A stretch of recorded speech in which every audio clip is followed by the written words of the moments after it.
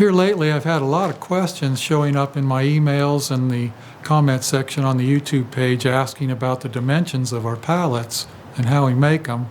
It's kind of fun to see that, because what that tells me is that there's a lot of people that are trying to make the transition into something just a little bit larger, where they're going to need pallets for moving their bees around. I've had several designs over the years, some of them good, some of them not so good. Started out with 6-way pallets, now I'm using 4-ways for personal reasons. Not only am I going to share the dimensions of my pallets, but I'm going to talk a little bit about how we tie a truck down, which kind of dictates the way I make my pallets. I'll talk about the dimensions of our truck beds a little bit. I've made a lot of mistakes over the years, and I've had some accidents too that dictate the way I tie a truck down now. So hopefully sharing some of these tips will help people escape some of the problems I've had and the growing pains I've had along the way. The length of our 2x4 runners is 45.5 inches. I think the majority of beekeepers make them 47. Occasionally you'll see them 48. I have a personal reason for making them 45.5, and I'll explain that when I get them up on a truck bed and demonstrate. That gives us a 21.25 inch piece of plywood by 33.25. We have a 2-inch gap between our colonies, and we have a 1/2 inch gap at the front. In other words, the plywood sets back from the front of the 2x4 about a 1/2 inch. I'll explain that also in a minute.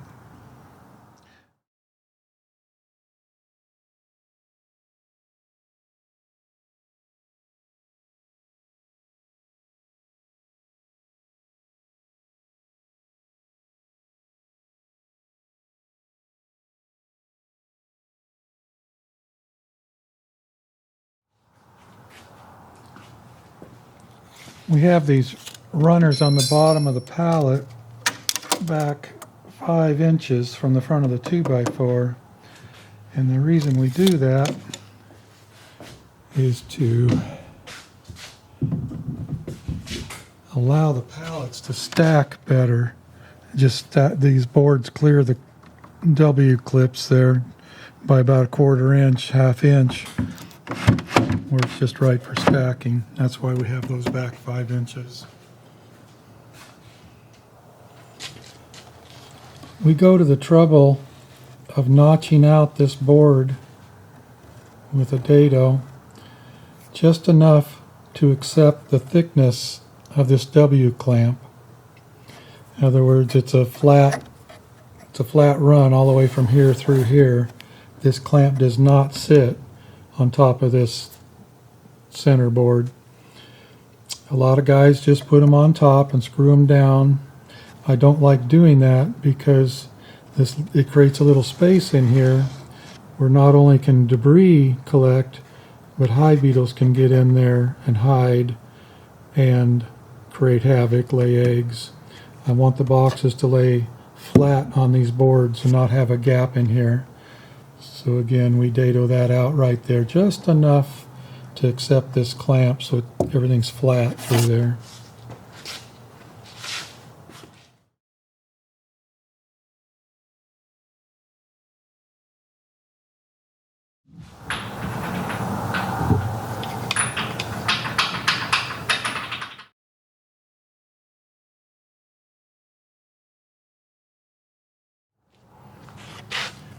We put drain holes in the rear corners of each spot on these pallets. I used to use 3/8 and 1/2 inch drill bits, and finally, quite by accident, found out that 5/8 works better. 3/8 or 1/2 inch, the bees tend to clog them up with propolis. With 5/8, for some reason, they don't do that. It's very rare that we find one that bees have clogged up with propolis. Just before winter, we'll lift the colonies off of our pallets and make sure these holes are cleaned out. We'll use a screwdriver or stick and make sure the debris is not clogged up in there. A lot of beekeepers create notches back in these back corners on their whatever you call the bee space sticks, and let the water run out that way. And that's a good way of doing it. The reason I use holes instead of that is I try to keep these sticks together and kind of keep the integrity of the pallet more consistent. Both ways work. I just prefer the holes. Although more times than not, when you Google bee pallet dimensions or look in some of the bee chat rooms, you'll see fellas talking about making their pallets 33 inches across. I actually like to make mine 33 1/4. Theoretically, it should be 33. You got 16 1/4, 16 1/4, and a 1/2 inch gap, but more times than not, this gap doesn't end up being 1/2 inch. For instance, this one right here is almost 3/4. That's with a W clip, of course. If you had a U clip in there, the boxes would be close together and that would be different. But if you measure these boxes, they're right on 33 1/4 across, and that's why I make mine 33 1/4. Of course, with a 33 inch pallet, if you have a little bit hanging over, it's not a big deal. Either dimension works fine. It's just a personal preference. I like the 33 1/4. Also, our landing boards are 1 1/4 inch with our design, which is plenty. You don't need a massive landing board. This is our 5500 Dodge with the 17-foot bed. We do most of our bee moving with this truck. We can get 48 on a layer. If we're hauling singles, we might go 4 high and have a 192. If we're doing double deeps, we'll go 2 high and we'll have 96. It's 98 inches across, and I'll show you what that gives us here on the rear. If we spread the pallets apart a little bit, we have this gap down the middle. And here in Georgia, when it gets really hot, we need that gap down the middle. We don't want those colonies butting right up against each other in hot weather. The creation of this gap is why I use 45-inch pallets instead of 47 or 48. On a semi-truck, of course, a 47 or 48-inch pallet would still have a gap in there. But with these smaller truck beds that are only 96 or 98 inches across, 45 inches on the pallets work much better. Now the reason for this little 1/2 inch step gap on the end of these pallets right here is if for some reason these pallets do get bumped together, it creates a 1 inch air gap between these two landing boards and gives it a little bit of air, and of course it keeps the bees on each side from mingling too badly.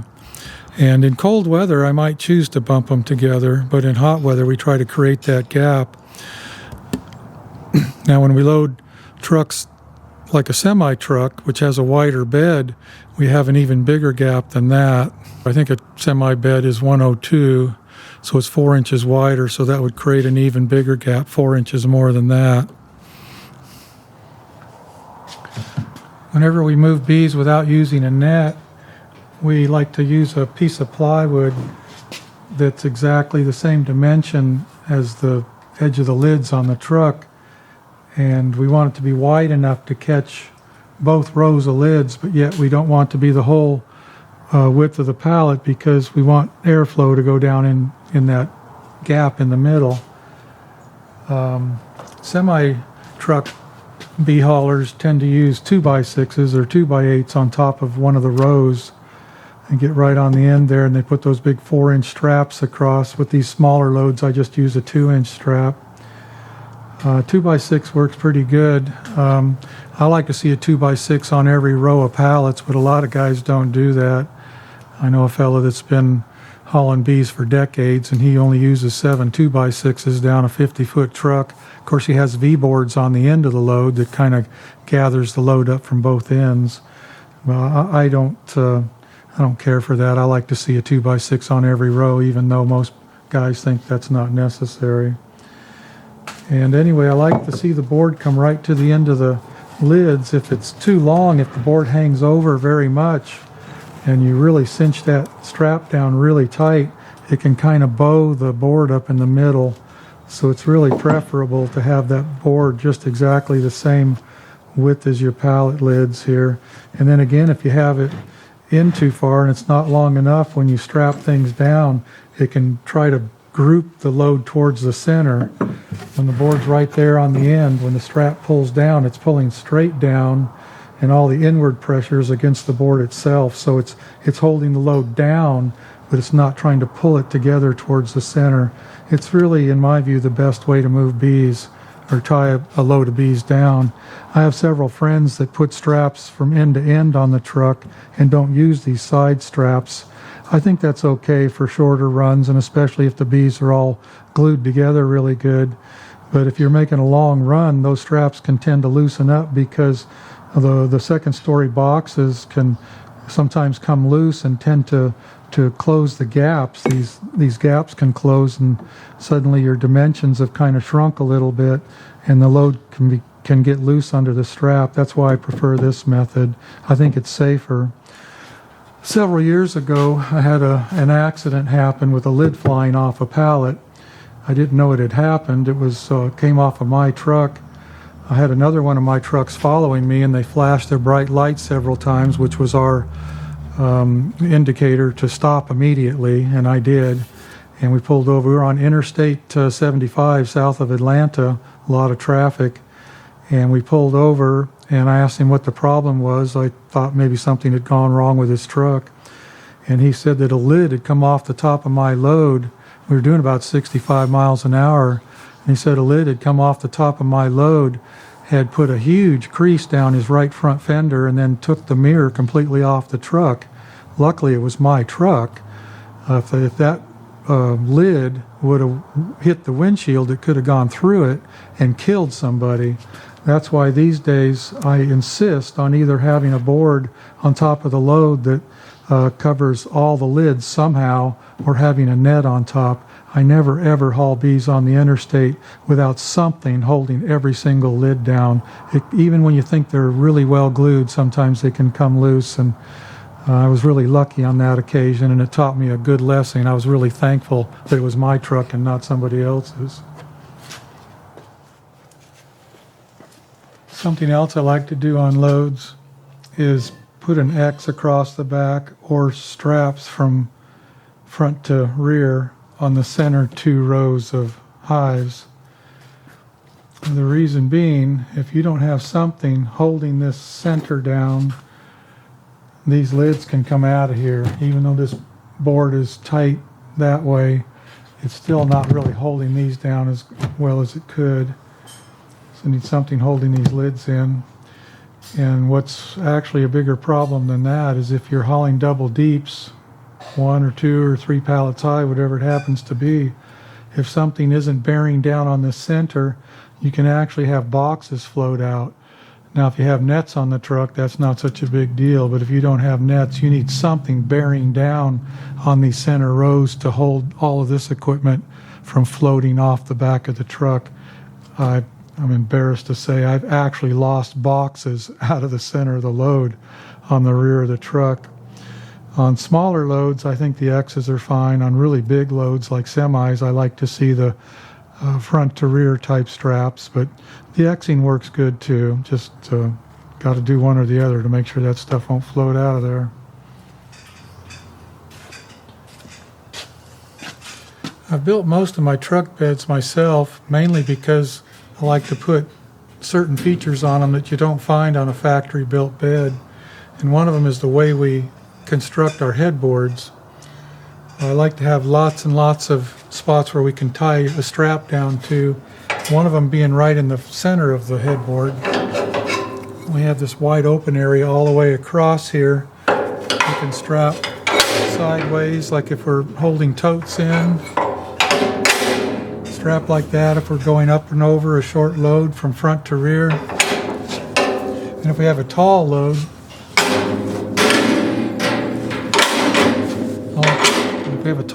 we can go over the top like that from front to rear. And of course, I have little tie downs here for smaller straps. Can't have enough tie down spots on a bee truck. This is our truck fleet at present. We have 3 4500 Dodges with 12.5-foot beds, and then that red one there is a 5500 with a 17-foot bed, which is really perfect for hauling 48 colonies on a layer. That would be 12 pallets on a layer, 4-way pallets, 48 colonies. Gives us just a couple inches left over at the back. It's perfect for hauling about 96 colonies, 2 pallets high. And of course those 12-foot beds will haul 32 to a layer. They'll only take 8 pallets to a layer.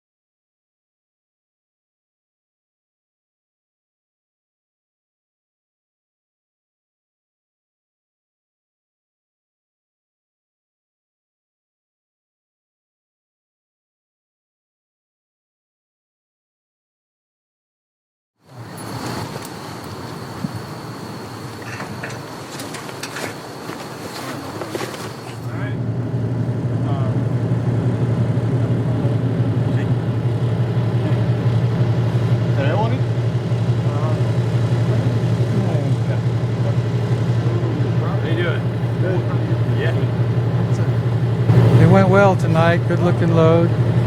We all got stung up a little bit, but that's par for the course. The truck's going to stay here the night and leave at sunup in the morning. Drive all day tomorrow and park tomorrow night, and then he'll drive the next day and get to Puckwana, South Dakota, sundown on Monday night.